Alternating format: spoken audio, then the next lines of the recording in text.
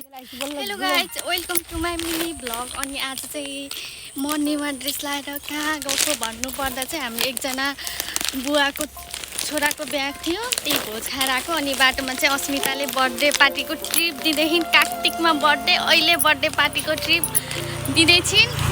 अनि यिनी चाहिँ यता छिन्, यिनी पनि नेवार ड्रेसमै सजेकी छिन्। अझ आज चाहिँ हामी के अरे खाने अरे के को 2 PM को दाइले गाली नगर्नु होला, बर्थडे पार्टी नगर्नु होला हामीलाई। बर्थडे पार्टी खाने रे। ल अब चाहिँ हामी एकछिन पछि भेट हुन्छ है साथीहरू। By by. अनि हामी चाहिँ यहाँ बाटोमा यसो तोरीबारीमा फोटो खिचौँ कि भनेको यहाँ तोरी फुलेर पनि फल्न लागिरहेछ। खै कता फोटो खिच्ने अस्मिताजी? बो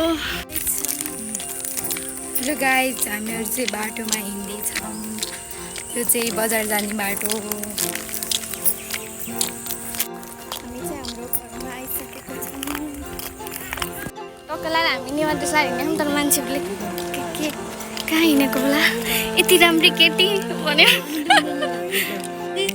हाम्रो घरको अगाडिको तोरीबारीमा फोटोसुट भइसकेको छ। फोटोसुट गर्दा नानीको पछाडि सेन्डल पनि चुड्यो, लुगाको हालत पनि यस्तो भयो। म चाहिँ यहाँ 2 PM बनाउँदैछु। अस्मिता चाहिँ यता लुगा चेन्ज गर्नु।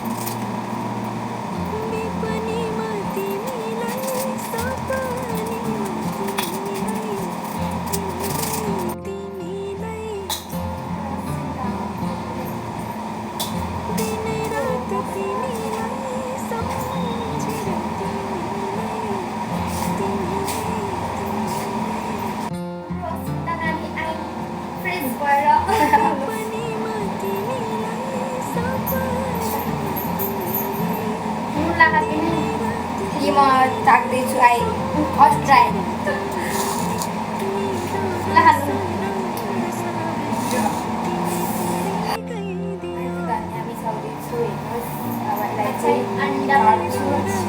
यहाँ चाहिँ यो साग, चाइनिज साग, कोरियन साग बसेको साग हो।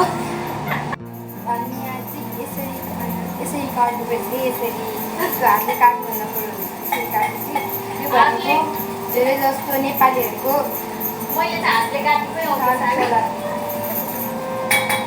चलनहरू यसले काट्नुपर्छ। मैले यहाँ चाहिँ अन्डा फ्राई गर्दै हुनुहुन्छ। अघि नेवार ड्रेस र अहिलेकोमा ड्रेसमा धेरै फरक देखिन्छ। हामीहरू चाहिँ इफेक्ट पावर इफेक्ट ओके।